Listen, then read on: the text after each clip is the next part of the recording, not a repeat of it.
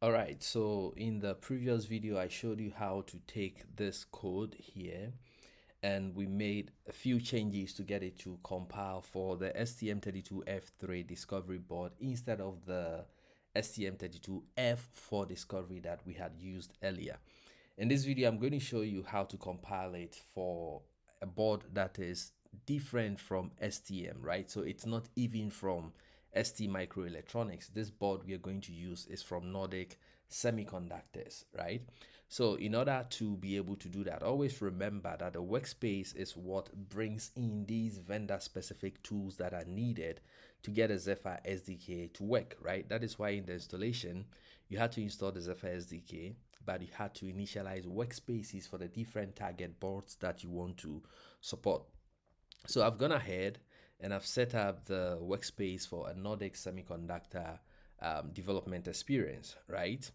And it's the same as just clicking here, choosing minimal, and then here you search for Nordic instead of STM32. So I just did Nordic here, target, gave it a URL, and then clicked import, and boom, I have my Nordic Semiconductor workspace available. So let's not spend too much time here. Now, when you come to the project, what you have to do first is to do clean. You right click, you go to clean, and then delete build, so that it's going to delete all the artifacts that were created in the previous build, right? And you right click again, you go to configure, you go to change board, and then it's going to load all the board support that it has based on the workspaces that you have set up. I'm building for nRF9151. So this is a board, it's a development kit. When you see DK in any of the boards from Nordic Semiconductor, it means development kit. So I am targeting the 9151 development kit. But when you come here, you can see there's a non-secure and there's a regular 91F1. This is something very specific to Nordic Semiconductors where you can actually split the flash into two. It doesn't really matter in this video how we want to do it. So let's just choose the regular build here. And then you have to make sure that you are using the right workspace. So I go to configure, I say change west workspace. And because I have set up for the Nordic Semiconductor, I click this, and now I can click on the gear icon here to build.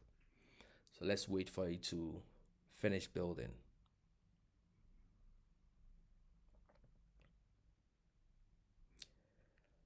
Yes, it is done, and it gives us information about how much space it is taking and blah blah blah, right? So now we can click here and then we can choose default. Remember that when you choose default, it is going to use whichever default runner has been set up to support the board that you are using. Okay, so I'm going to click on it to run, and now it has flashed this successfully. So I'm going to switch scenes where you can see me. Low battery, no worries. I'm going to switch scenes to where you can see me, and indeed here you can see that this is an entirely different board that you haven't seen in this course up until now. And this is a board, I don't know how close I can get for you to see things properly, but this is a board from Nordic Semiconductor, and this is the nRF9151 DK. And you can see that there are 4 LEDs here and one of them is blinking. So this and everything we have done in the 2 previous videos are proof that indeed Zephyr helps you to target different microcontroller units with the same source code without modifying much of your application source code. And thank you very much for watching this, and I will see you in the next video.